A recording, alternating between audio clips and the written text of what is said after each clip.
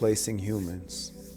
They're coming for us, they're coming for our jobs, coming for our functions and our purpose. Is it all in our minds?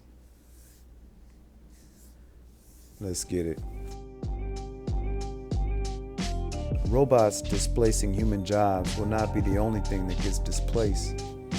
We look at the jobs no longer available to humans, such as factory jobs, assembly jobs, accountants, grocery clerks, travel agents, postal workers, retail firms, soon to be delivery, Uber, you name it. But it's a new realization now, or maybe it's not so new. It is not just the loss of the jobs or the function that's going to be the problem, but the loss of constructive human purpose and ultimately the insidious loss of human functionality. If Darwinism is to be believed, then humans evolved into greater states of complexity and functionality based on the actual challenges and work that needed to be performed in the environment. A very real environment presented challenges to survival, and so work had to be performed, and so humans had to adapt. That meant whether running from, a predator, running to catch food, thinking on one's toes, or just simply increasing one's value to the opposite sex for purposes of copulation, it required real work and thought. If the Most High God is to be believed, as we should in my opinion, then we were all created with purpose and complexity from the start, abilities which, when exercised, will lead us to greater heights of creativity and to glory. But either way you look at it, human beings are supposed to exercise function towards purposeful ends. We are designed to do work. And that means not only in body, but in mind. That organic computer, that real and not artificial intelligence. But in this video, we'll speculate in an educated way, of course, what happens when that work and purpose is taken from the people.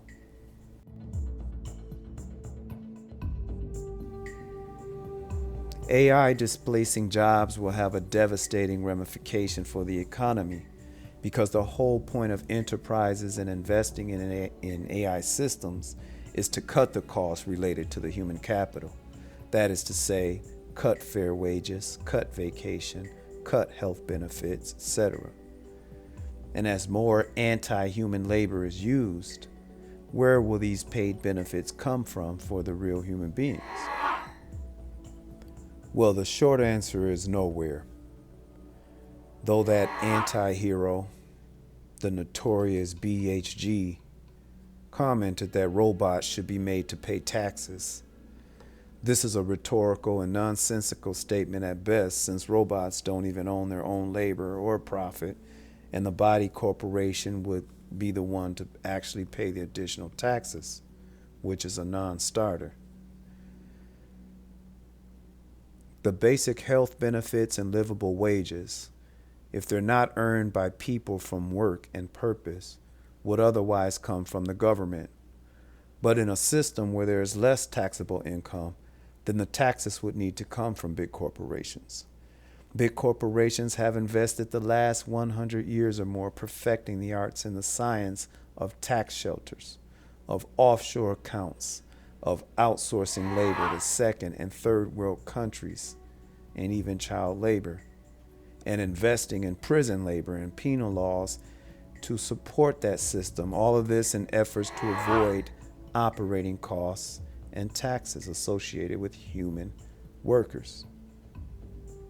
So the same industries that are investing heavily in artificial intelligence labor cannot reasonably expected to pay reasonable wages and benefits to the population that they spent generations trying to displace and undercut. But displacing humans in the labor market is only the tip of the proverbial iceberg. The labor and the learning involved in performing the task is also outsourced. Thus, the displacement is not only the physical labor and the associated paycheck, but also the learning and the focus required, the training. It is the rejection of the human body and labor and the organic human brain. Therefore, it is the rejection of human purpose. It is the rejection of the functions that are tied to human purpose. It is what makes humans constructive and integral to society and family. The work involved in thinking and problem solving, as I stated, is what's also being outsourced to artificial intelligence systems.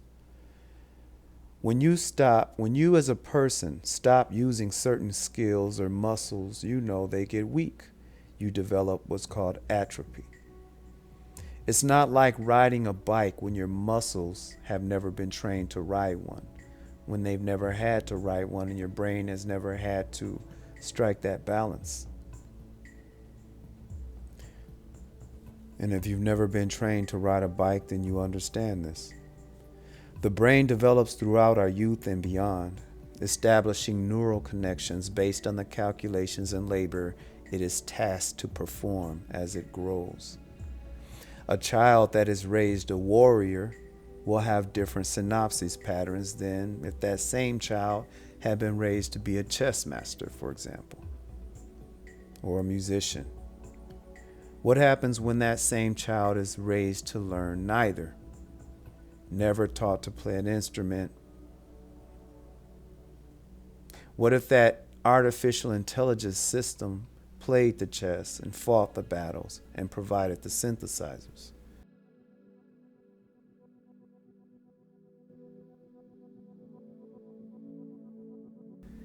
Then the child's brain would not develop the physiological synapses patterns to master none of those tasks. You're talking a person that is walking, talking, physiologically different. As more integral functions of people and society are taken over by artificial intelligence, the development of our children and the adaptation of the adults experiences an decreasing in work and in training. No longer do people memorize phone numbers. No longer do people go to libraries and walk the aisles using the filing system to find a paperback book. Cell phones tell people the answers to math questions without us ever having to worry about the calculations involved on a deeper level. Well, what is AI systems in a broader sense? Artificial intelligence, in the sense that anything or any system that takes the place of your thinking, is more than robots or computer systems. It's systematic as a whole. When people do not read books anymore, for example, or use critical thinking skills, they outsource their own thoughts and opinions to the relative few who actually do write the programs, who actually do direct the movies, or write the script for the 9 o'clock news broadcast. You see, movies and television, they can do everything for the lazier and unimaginative person who, were he forced to read a book, would have to be involved in the imagining process itself. All the hearing, the smelling, the touch, with the guidance of a good author, must be made to happen in his imagination. It is easier, or it is lazier, to watch a movie where everything has been pre-imagined for him. All the vision done, taken care of, all the perspectives captured by cameras held by others. A different point of view necessarily. All the sounds and pitches spoken in the microphones. Now, this doesn't mean that movies can't be an acceptable form of diversion or entertainment. The problem is that most people consume them without critical processing, without critical thinking, leaving themselves vulnerable to receive messages that are subliminal and blatant. The real differences between the virtual and the real, the development of the mind, It takes real organic environments to develop a brain and a mind to its fullest potential. The increasing artificiality of the world is literally changing the developmental experience of humans into an artificial experience and a more virtual reality. The development of the brain and the mind that once required stimulation from the real world, trees, sunshine, rain, other people, is developing in artificial environments that are increasingly isolated and subject to manipulation. Example, the difference between FaceTiming a person and seeing them face to face in real time. Two entirely different things. Let me explain to you briefly and rather succinctly what happens when you see someone in reality. Photons of light travel through space. These are called light rays and light waves. The light rays touch the person that is within your visual range. The light rays may come from behind you or some other direction, but they strike or they touch the person that may be right in front of you. When those light rays touch that person, those photons excite, quote unquote, or they motivate the molecules in that person's body. And the molecules in that person's body, the atoms, the electrons that are in orbit, when they get excited, they change orbits, they collapse again based on the frequency, and they emit small photons of their own energy. And so what happens is, as a result, that person releases energy that is specific and special to their molecular makeup. Those photons are emitted from that person, then they have a specific quote unquote frequency and or pitch. When those light rays emitted from that person reach through your eyes, that frequency and pitch of information is specific to that individual. It's translated into the image within your brain so that you quote unquote see them. This is why people that you see, they appear differently, because each one of them is different in terms of their makeup. Because the essence of them creates special frequencies or wavelengths of light in accordance with their own physical makeup. You know, a crude notion of it, it's like if you strike a deep, heavy drum, it's going to emit a deep sound. Whereas if you strike a shallow drum, it's going to emit a higher, shallower pitch. So the order is, in short, real light touches real person responds to the light, emitting their own special light rays. The real light rays enter your eyes and are received by your brain. Your brain is the ultimate organic intelligence, then that forms the image of that person in your imagination. When you FaceTime a person, none of this happens. When you FaceTime a person, an artificial eye captures or receives that person's special photons. The computer system then renders an image of that person within a processor, or it codifies. That image is not created in your mind primarily, but it's composed on a screen with pixels or some form of imagery, so that what is presented to you in FaceTime is secondhand information in a sense. It is the artificial source's rendering of the person who is not really in front of you.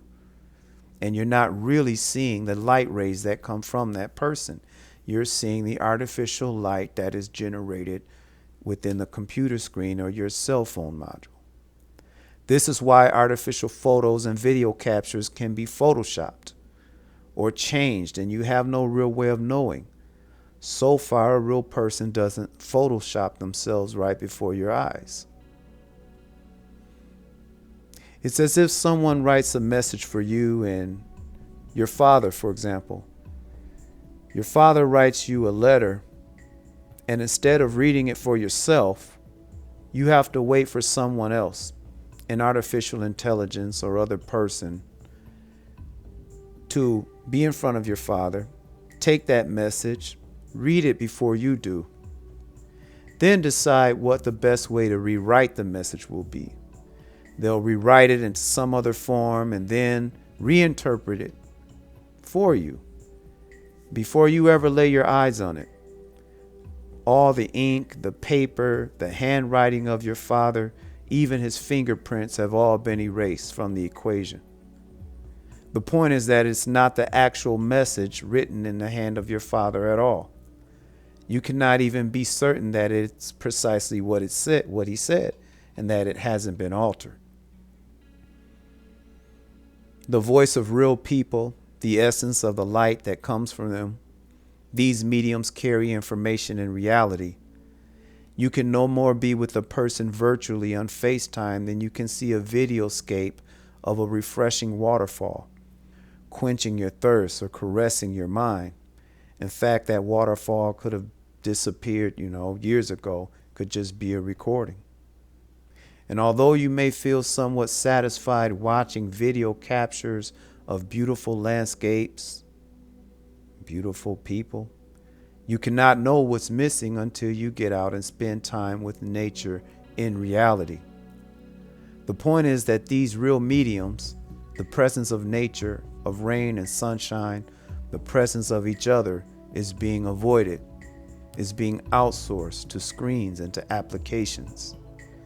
The development of our brains, like plants in smaller pots under limited spectrum grow lights, instead of being out in the real earth. Like plants under little grow lights and pots being watered by tap water, perhaps. Artificial fertilizer packets conveniently stuck in the poor dirt around us. Outsourcing of labor is outsourcing the labor of thinking. By outsourcing tasks from the greatest to the least, we are outsourcing the related thought processes and even the developmental form of the brain. No more memorizing phone numbers, emails, or even writing them down. No more going to real libraries, as Google will offer you the results. And Google will offer you only the results that it thinks you need to consider. No more work in keeping couples together, as screen renderings of men and women can engage in wanton acts to trigger the necessary hormonal excitement for the individual to feel satisfied, self-satisfied upon demand. But that's another video. Look, if there is merit to the argument that human beings are largely products of their environment, then as the environment turns increasingly artificial, the question becomes, can those products maintain their humanity? Can they truly be human beings if they are products of an artificial environment? Time will tell, but even time is running out. Think about it.